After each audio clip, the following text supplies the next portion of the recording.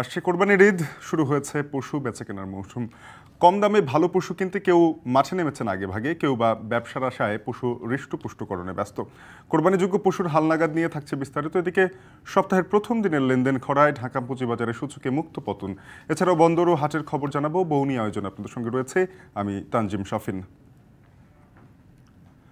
এবার কোরবানি উপলক্ষে সারা দেশে বসবে ৩,০০০ পশুর হাটের মধ্যে রাজধানী ঢাকায় বসছে ২১টি। এবছর চাহিদার অতিরিক্ত পশু প্রস্তুত থাকায় আমদানি করতে হবে না। আমরা একটু দেখে নিতে চাই যে এবছর পশুর চাহিদা এবং কি পরিমাণ পশু প্রস্তুত রয়েছে। আমরা যদি দেখি যে বিগত বছরগুলোতে ২০১৮ সাল থেকে ২০১৮ সালেও আমরা দেখেছি যে পশু উদ্বৃত্ত ছিল, পশু প্রস্তুত ছিল ১,১৬,০০,০০০, সেখানে কোরবানি হয়েছে ১,৫,০০,০০০-এর মতো। ২০১৯ সালে ১,১৮,০০,০০০ পশু প্রস্তুত ছিল, কোরবানি হয়েছে ১,৬০,০০,০০০। ২০২০ সালে ১,১৯,০০,০০০ পশু প্রস্তুত ছিল, কিন্তু করোনা মহামারীর সে সময় একটা ধাক্কা ছিল, ফলে ৯৪,০০,০০০ পশু কোরবানি হয়েছিল।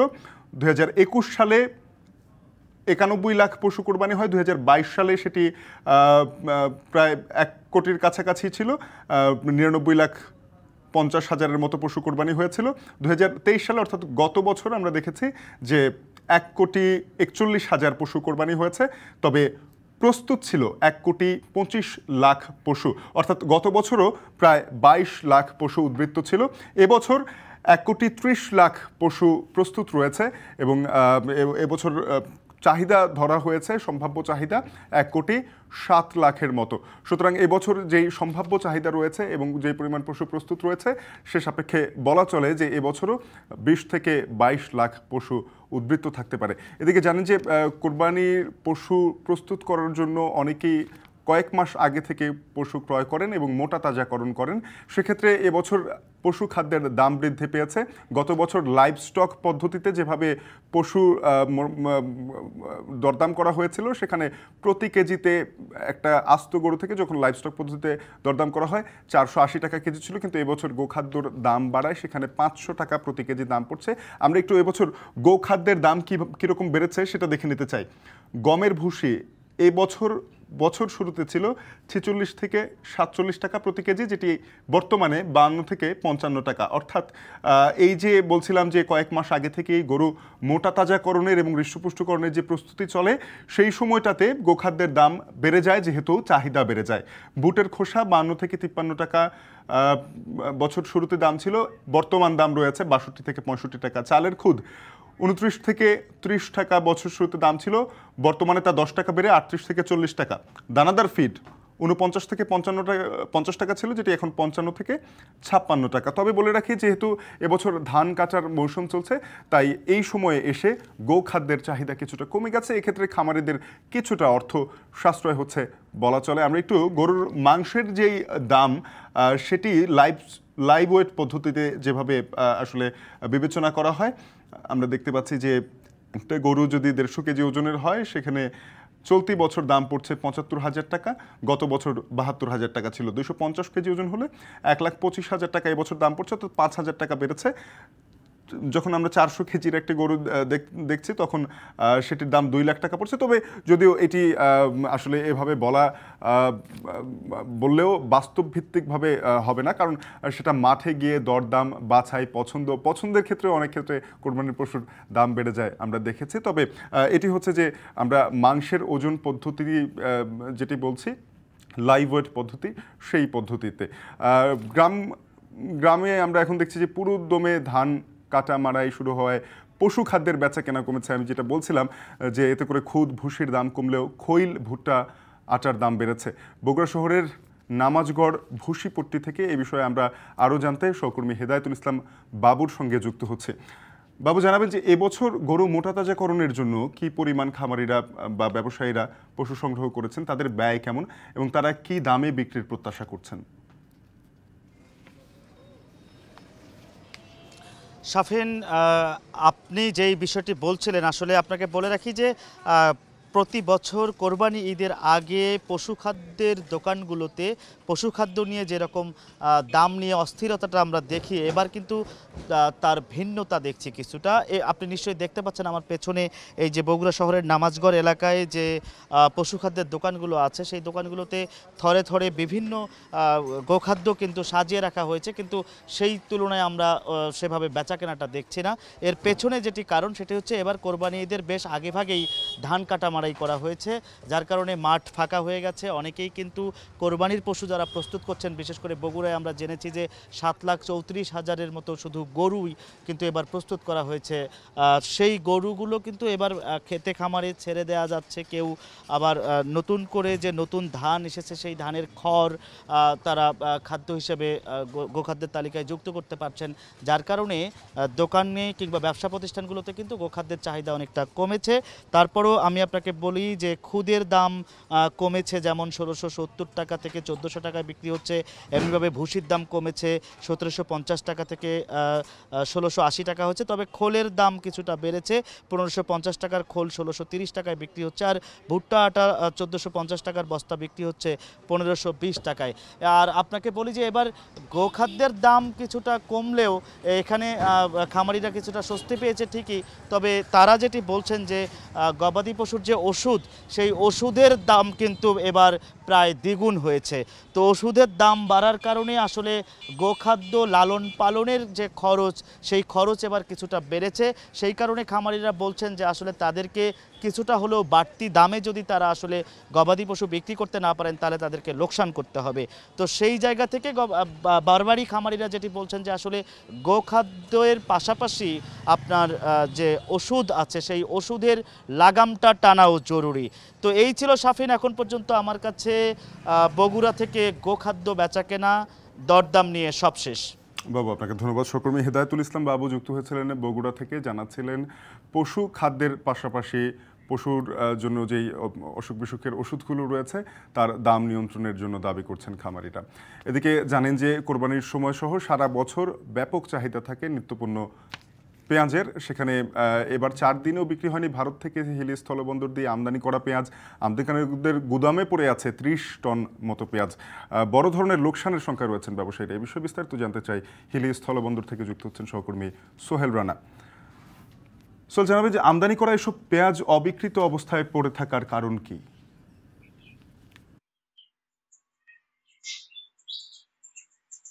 শাফিন, আমি আপনাকে একটু জানিয়ে রাখি যে গেল 4 মে ভারত সরকার পেঁয়াজ রপ্তানিতে নিষেধাজ্ঞা তুলে নেয়। তবে নিষেধাজ্ঞা তুলে নেবার পরেও কিন্তু 40% শুল্ক আরোপ করে দেয় পেঁয়াজ রপ্তানিতে, যার ফলে কিন্তু ব্যবসায়ীরা পেঁয়াজ আমদানিতে আগ্রহ প্রকাশ করেনি। তবে একজন ব্যবসায়ী গেল 15 মে ভারত থেকে 30 টন পেঁয়াজ আমদানি করে 40% শুল্ক দিয়ে, এবং সেই পেঁয়াজ আমদানি করবার আজকে প্রায় 4 দিন হয়ে যাচ্ছে, তারপরেও কিন্তু সেই পেঁয়াজটি তিনি বিক্রি করতে পারেনি। সেই আমি যে জায়গাটিতে দাঁড়িয়ে রয়েছি সেই গুদামে এখন পর্যন্ত সেই 30 টন পেঁয়াজ পড়ে রয়েছে, সেটি বিক্রি অপেক্ষায়।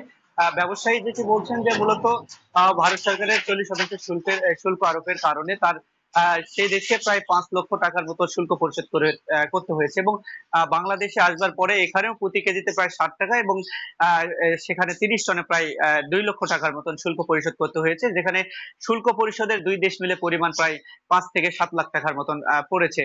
এবং পেঁয়াজের যে ক্রয় মূল্য রয়েছে এবং অন্যান্য খরচ রয়েছে, সব মিলে তার প্রতি কেজিতে প্রায় 50 থেকে 60 টাকা পড়তা পড়ে, যার কারণে সাধারণ যারা পাইকার রয়েছেন তারা কিন্তু এই পেঁয়াজগুলোর দাম 50 থেকে 55 টাকা করছে এই পেঁয়াজগুলোর। লোকসানের আশঙ্কায় সেই ব্যবসায়ী কিন্তু সেই পেঁয়াজগুলো বিক্রি করছে না, এবং বিক্রি অপেক্ষায় কিন্তু পেঁয়াজগুলো পড়ে রয়েছে। এবং আমি বেশ কয়েকজন ব্যবসায়ীর সাথে কথা বলেছি, তারা যেটি বলছেন যে আসলে ভারতের পেঁয়াজের দাম অনেকটাই কম, সেখানে প্রতি কেজি পেঁয়াজ 10 টাকা ধরে কিনতে পাওয়া যাচ্ছে, এবং ভারত সরকার যদি সেই শুল্কটি প্রত্যাহার করে নেয়, সেক্ষেত্রে কম দামে এবং কম মূল্যে পেঁয়াজগুলো আমদানি করে দেশে সরবরাহ করা যাবে, এবং কুরবানি ঈদের আগে দামটি কিন্তু স্বাভাবিক হবে বলে তারা বলছেন 10 টাকা যদি প্রতি কেজিতে পেঁয়াজের দাম পড়ে এবং 40% শুল্ক আরোপের ফলে প্রতি কেজিতে সেই দেশের সরকারকে 18 টাকা শুল্ক দিতে হবে এবং গাড়ি ভাড়া 6 টাকা, অন্যান্য খরচ 60 টাকা রয়েছে এবং বাংলাদেশে 60 টাকা শুল্ক পরিশোধ করতে হবে। সব মিলে প্রায় 50 থেকে 55 টাকা পর্যন্ত প্রতি কেজিতে খরচ কিন্তু আমদানিকারকদের পড়ে যাচ্ছে এবং সেই পেঁয়াজ আমদানি করবার পরে একই দামে বিক্রি করতে গিয়ে তারা কিন্তু লোকসানে পড়ার আশঙ্কায় কিন্তু তারা কিন্তু পেঁয়াজ আমদানি করছে না এবং এখন পর্যন্ত হিল স্থল বন্দর দিয়ে আর কোনো পেঁয়াজ আমদানি হয়নি। এই ব্যবসায়ী বলছেন যদি এই পেঁয়াজগুলো লোকসান করে বিক্রি করতে হয় সেক্ষেত্রে তার এই 30 টনে প্রায় 5 থেকে 7 লাখ টাকার মতন প্রায় লোকসান করতে হবে। তো শাফিন, সব মিলিয়ে বলা চলে যে শুল্ক আরোপের কারণে পেঁয়াজটি আমদানি করে কিন্তু বিক্রি করতে পারছে না এই ব্যবসায়ী। শাফিন। সোহেল, আপনাকে ধন্যবাদ। সহকর্মী সোহেল রানা যুক্ত হয়েছিলেন হিলি স্থলবন্দর থেকে, জানাচ্ছিলেন ভারতের উচ্চ শুল্কে আমদানি করা পেঁয়াজ দেশের বাজারে বিক্রি করতে বেগ পেতে হচ্ছে। একটা বিরতি নিয়ে ফিরছি, বৌনিতে সঙ্গে থাকুন।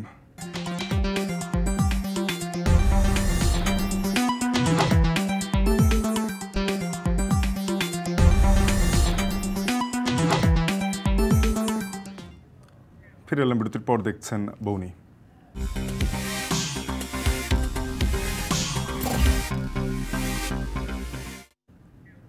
গেল সপ্তাহের শেষ 3 দিনের পরে চলতি সপ্তাহের প্রথম কার্যদিবসেও পতনের মুখে ঢাকা স্টক এক্সচেঞ্জ। আমরা ডিএসসির ওয়েবসাইট থেকে দেখে নিতে চাই বিস্তারিত তথ্য। এখনও পর্যন্ত বেলা 1:40 পর্যন্ত সূচকের পতন হয়েছে 80.85 পয়েন্ট। প্রধান সূচক ডিএসইএক্স দাঁড়িয়েছে 5436.56 পয়েন্টে। লেনদেন কমে এসেছে অনেকটাই, 325 কোটি 41 লাখ টাকা লেনদেন হয়েছে এখনও পর্যন্ত, যেটি আমরা গত সপ্তাহেও দেখেছি। প্রথম 2 কার্যদিবসে 1000 কোটির কাছাকাছি লেনদেন ছিল এবং লেনদেনের হারটা ভালো ছিল। তবে এই সপ্তাহে আমরা প্রথম কার্যদিবসে দেখতে পাচ্ছি যে বেশিরভাগ প্রতিষ্ঠানের শেয়ারের দাম কমেছে। 341টি প্রতিষ্ঠানের শেয়ারের দর হারিয়েছে, দাম বেড়েছে মাত্র 25টির। অপরিবর্তিত রয়েছে 21টি প্রতিষ্ঠানের শেয়ার দর। চলতি সপ্তাহের পর্ষদ সভার তারিখ জানাবো। এ সপ্তাহে বিমা খাতের 4 প্রতিষ্ঠানের পর্ষদ সভা অনুষ্ঠিত হবে। আমরা দেখে নিতে চাই কোন কোন প্রতিষ্ঠান। National life insurance company limited 23 মে পর্ষদ সভার তারিখ ঘোষণা করেছে। আমান কটন ফাইব্রাস লিমিটেড 21 মে, ডেল্টা লাইফ ইন্স্যুরেন্স লিমিটেড 19 মে এবং প্রভাতী ইন্স্যুরেন্স কোম্পানি লিমিটেড 19 মে পর্ষদ সভার তারিখ ঘোষণা করেছেন, যেখান থেকে লভ্যাংশ এবং বোনাস লভ্যাংশ প্রতি শেয়ারে মুনাফা লোকসান দেখানো হবে। যাচ্ছে আরও একটা বিরতিতে, ফিরছে একটু পর, সঙ্গে থাকুন।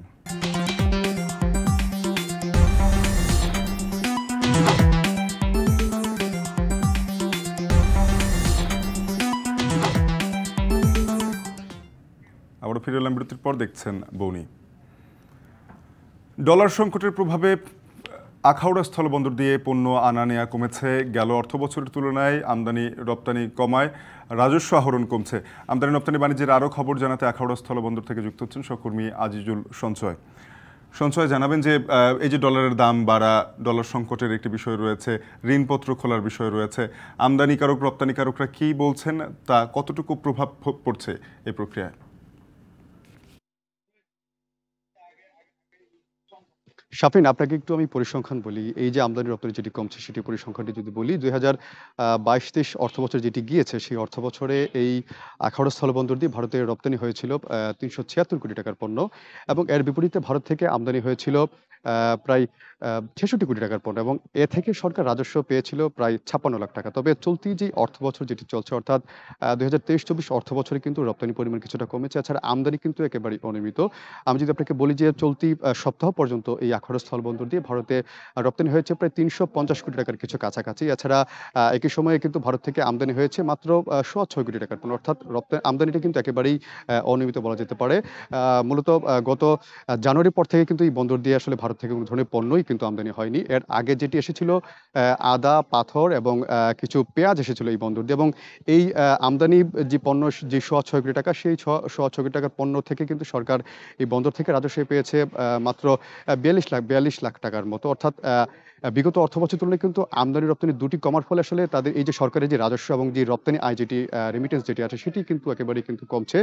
আমি আসলে কথা বলেছিলাম বিষয়গুলো নিয়ে এখানকার যারা ব্যবসায়ী আছেন বা বন্দর কর্তৃপক্ষ, কাস্টমস সবার সঙ্গে আমরা কথা বলেছি। তারা যেটি বলছেন যে আসলে চলতি বছর থেকে কিন্তু আসলে মূলত রপ্তানিটা কিছুটা কমেছে। যার ফলে তারা যেটি বলছেন যে মূলত ভারতেও লোকসভার নির্বাচন চলছে এবং বাংলাদেশেও কিন্তু নির্বাচন ছিল গত জানুয়ারিতে। এই ২ দেশের নির্বাচনের ফলে কিন্তু রপ্তানিতে স্বাভাবিকভাবে একটি প্রভাব পড়েছে বলে ব্যবসায়ীরা আমাদেরকে জানিয়েছেন। এছাড়া কিন্তু তারা যেটি বলছেন যে আসলে এই যে ডলারের যে ঊর্ধ্বগতি, যেটি আসলে টাকার বিপরীতে এবং রুপির বিপরীতে যে ডলারের যে মান যেটি বাড়ছে সেই জন্য কিন্তু আসলে এই যে এক্সপোর্ট ইম্পোর্ট ২ ক্ষেত্রেই কিন্তু আসলে ২ দেশের আমদানিকারক রপ্তানিকারকদের কিন্তু খরচ বাড়ছে। আমাদেরকে আখাউড়া স্থলবন্দরের যে ব্যবসায়ী তারা যেটি বলছেন যে আসলে এখন ভারতীয় ব্যবসায়ীরা কিছুটা পণ্য কম নিচ্ছেন। তারা যেটি বলছেন যে আসলে ভারতেও কিন্তু ডলারের বিপরীতে রুপির মান কিন্তু কিছুটা কমেছে। যার ফলে আসলে বাংলাদেশ থেকে পণ্য আমদানিতে তাদের খরচ বাড়ছে এবং এই খরচ বাড়ার ফলে আসলে সেখানে কিন্তু তারা ব্যবসায়িক কিছুটা মুনাফা তাদের কম হচ্ছে বলে তারা আসলে এই বন্দর দিয়ে কম পণ্য নিচ্ছেন। এছাড়া ভারতীয়রা কিন্তু এখানকার ব্যবসায়ীরা কিন্তু ভারতীয় ব্যবসায়ীদের বরাত দিয়ে আমাদেরকে একটি তথ্য আমাদেরকে দিয়েছেন যে আসলে ভারতীয় ব্যবসায়ীরা কিন্তু আসলে এখন পর্যাপ্ত পরিমাণ বা তাদের আসলে চাহিদা অনুযায়ী কিন্তু এলসি খুলতে পারছেন না বা ঋণপত্র যেটিকে বলা হয় সেটি কিন্তু তারা আমদানি পণ্যের জন্য কিন্তু সেটি খুলতে পারছেন না। যার ফলে আসলে তারা কিন্তু চাহিদা অনুযায়ী তারা পণ্য আমদানি করতে পারছেন না বাংলাদেশ থেকে। ফলশ্রুতিতে আসলে রপ্তানি কিন্তু কিছুটা কমে যাচ্ছে। এছাড়া আমাদের এখানকার ব্যবসায়ীরা যেটি বলছেন আসলে এখানে দিয়ে আমদানি না হওয়ার কারণ কিন্তু তারা ডলার সংকটের পাশাপাশি তারা আরেকটি বিষয় আমাদেরকে জানিয়েছেন যে আসলে যেহেতু আগরতলার তে কিন্তু আসলে বিভিন্ন সব ধরনের পণ্য পাওয়া যায় না। সেক্ষেত্রে দেশটির অন্যান্য যে রাজ্য যেগুলো আসলে ত্রিপুরা থেকে অনেকাংশেই দূরে সেসব রাজ্য থেকে তাদের পণ্য আমদানি করতে হয় এবং সেক্ষেত্রে কিন্তু তাদের আমদানি পণ্যের ক্ষেত্রে তাদের যেই পণ্য আমদানি করার ক্ষেত্রে তাদের খরচ কিছুটা বেড়ে যায় এবং সেক্ষেত্রে আসলে তারা এখানে স্থানীয় যে বাজারগুলোতে আসলে পণ্য সরবরাহ করে তারা আশানুরূপ মুনাফা কিন্তু তারা করতে পারছেন এবং যার ফলে আসলে তারা পণ্য আমদানি কিন্তু তারা কমিয়ে দিচ্ছেন। তবে তারা যেটি বলছেন যে আমাদেরকে এখানকার C&F এজেন্ট অ্যাসোসিয়েশন এবং আমদানি রপ্তানি অ্যাসোসিয়েশনের নেতৃবৃন্দ আমাদেরকে জানিয়েছেন যে আসলে সম্প্রতি এই বন্দর দিয়ে ভারত থেকে বাঁশ আমদানির জন্য কিন্তু এলসি খোলা হয়েছে এবং তারা আশা করছেন যে আসলে এই শিগগিরই আসলে এই এলসির পণ্যটি তারা এই বন্দর দিয়ে ভারত থেকে নিয়ে আসতে পারবে। এছাড়া কিন্তু ব্রাহ্মণবাড়িয়া আখাউড়া স্থলবন্দর থেকে যে আশুগঞ্জ নৌবন্দর পর্যন্ত যেই ৪ লেন মহাসড়কের যে কাজটি চলছে সেই কাজের জন্য কিন্তু ভারত থেকে পাথর আনার প্রয়োজন রয়েছে এবং সেই পাথরের জন্য কিন্তু এলসি খোলা হয়েছে। সেই পাথরের ইতিমধ্যে গেল বছর কিন্তু পাথরের বেশ কয়েকটি চালানো এই বন্দর দিয়ে এসেছিল এবং আমরা যারা আসলে এখানে যারা আমদানি করছেন এই পাথর ভারত থেকে খলিফা এন্টারপ্রাইজের মাধ্যমে কিন্তু এই পাথরগুলো আমদানি করা হচ্ছে। আমরা এখানকার খলিফা এন্টারপ্রাইজের যিনি প্রতিনিধি আছেন মোজাম্মেল হক তার সঙ্গে আমার কথা হয়েছে। তিনি যেটি বলছেন যে আসলে তারা এই মহাসড়কের জন্য কিন্তু তাদের বেশ কিছু বিপুল পরিমাণে তাদের পাথর প্রয়োজন এবং তারা কিন্তু পাথরের চালানটি তারা শিগগিরই তাদের আরেকটি পাথরের চালান কিন্তু আসবে বলে তারা আশা করছেন। তো শাফিন, আমার কাছে এই ছিল আখাউড়া স্থলবন্দর থেকে আমদানি রপ্তানি সংক্রান্ত সবশেষ তথ্য। সঞ্চয়, আপনাকে ধন্যবাদ। সহকর্মী আজিজুল সঞ্চয় ব্রাহ্মণবাড়িয়া আখাউড়া স্থলবন্দরে আমদানি রপ্তানি কার্যক্রমের বিস্তারিত জানাচ্ছিলেন। এই ছিল আজকের বৌনি আয়োজন। এখন টেলিভিশনের ওয়েবসাইট দেখতে ভিজিট করুন www.ekhon.tv। এছাড়া ফেসবুকে যুক্ত থাকুন facebook.com/tv.ekhon আর ইউটিউবে দেখতে youtube.com/c/ekhon tv।